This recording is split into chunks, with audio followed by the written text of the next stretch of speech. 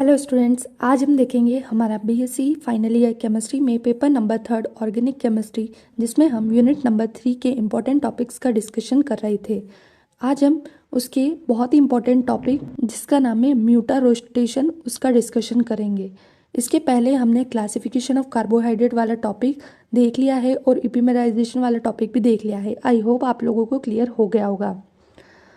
तो फटाफट से देख लेते हैं म्यूटा रोटेशन होता क्या है। The change in specific rotation of a optical rotatory solution when it is kept is called mutarotation. ये बोल रहा है कि किसी ऑप्टिकल रोटेटरी सॉल्यूशन को अगर हम कुछ देर के लिए रख लें, है ना, क्या बोलता है, किसी ऑप्टिकल रोटेटरी सॉल्यूशन को जब हम कुछ देर के लिए रख लें तो उसका स्पेसिफिक रोटेशन ऑटोमेटिक चेंज हो जाता है। इसी प्रोसेस को हम क्या बोलते हैं, mutarotation.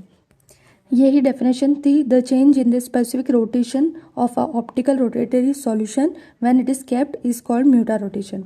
It is first observe by W font. Scientist का नाम ध्यान रखिए आप कि सबसे पहले म्यूटा रोटेशन को किसने समझाया था, डब्ल्यू फॉन्ट ने। अब यहाँ पर इन्होंने म्यूटा रोटेशन का एक एग्जाम्पल दिया है। The rotation of a solution of a glucose is +113 degree but after some time it's rotation becomes +52.5 degree. This process known as म्यूटा rotation.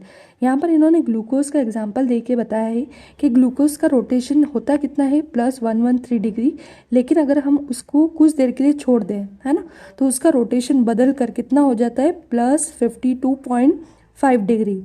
इस प्रोसेस को हम बोलते हैं म्यूटा रोटेशन। यानी पहले ग्लूकोज जो था उसका रोटेशन कितना था, +113 डिग्री, लेकिन कुछ समय अगर हम ग्लूकोज के सॉल्यूशन को छोड़ दें तो उसका जो रोटेशन होता है वो कितना हो जाता है, +52.5 डिग्री। इस प्रोसेस को ही हम क्या बोलते हैं, म्यूटा रोटेशन। इसके बाद यहाँ पर एक्सप्लेनेशन दिया है तो हम हेडिंग डालेंगे एक्सप्लेनेशन ऑफ म्यूटा रोटेशन।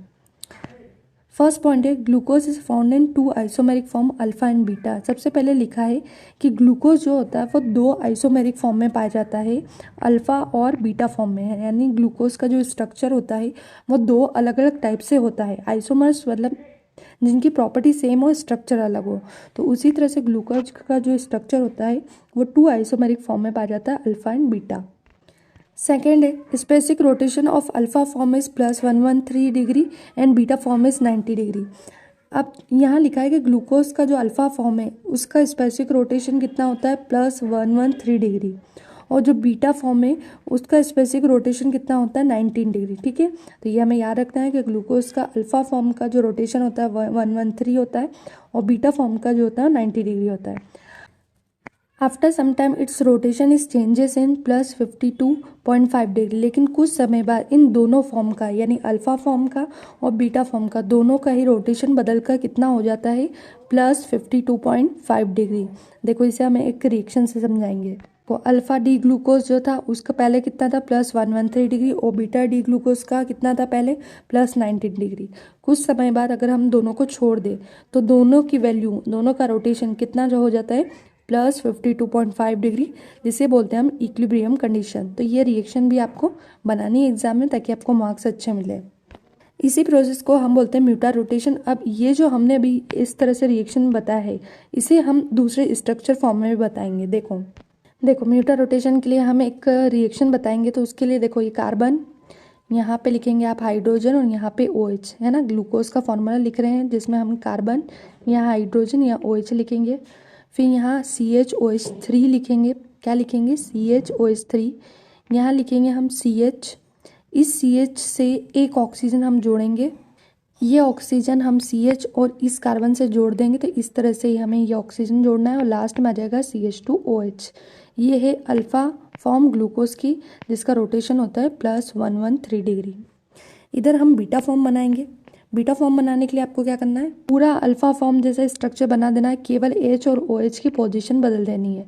H आप उधर डाल दो, OH आप इधर डाल दो, तो H इधर आ जाएगा, OH इधर आ जाएगा। इसके बाद ये carbon as it is, CHOH3 as it is, CH as it is, ये ऑक्सीजन की रिंग यहाँ एज इट इज़, और CH2OH एज इट इज़। तो ये हो गया आपका अल्फा फॉर्म और ये हो गया बीटा फॉर्म। अब रोटेशन क्यों बदलता है, क्योंकि अल्फा फॉर्म का स्ट्रक्चर चेंज होता है ना। क्यों होता है, यहाँ पर हम इसे H2O देंगे। H2O मतलब हम इसे क्या दे रहे हैं, H और OH दे रहे हैं। ठीक है, होगा ये जो कार्बन है है ना। ये आपका एज इट इज़ आएगा, ये हाइड्रोजन आपका यहाँ आ जाएगा और ये OH भी एज इट इज़ रहेगा। क्लियर। इसके बाद यहाँ से ये रिंग ब्रेक होगी, ठीक है। ये रिंग जैसे ही ब्रेक हुई ऑक्सीजन ऊपर चला गया, ऑक्सीजन ऊपर जाएगा तो ये ऑक्सीजन यहाँ से हाइड्रोजन ये OH हो जाएगा, है ना। ये वाला ऑक्सीजन और ये हाइड्रोजन क्या हो गया OH। इसके बाद ये CHOH3 आपका एज इट इज़ रहेगा। इसके बाद ये CH और यहाँ से ले लो OH, ये हो गया CHOH और ये CH2OH। तो ये बन गया आपका दूसरा स्ट्रक्चर जिसका स्पेसिफिक रोटेशन होता है +52.5 डिग्री। क्या क्या हमने ध्यान समझना, ये H आपका एज इट इज़, कार्बन आपका एज इट इज़ रहेगा, ये OH आपका एज इट इज़ रहेगा।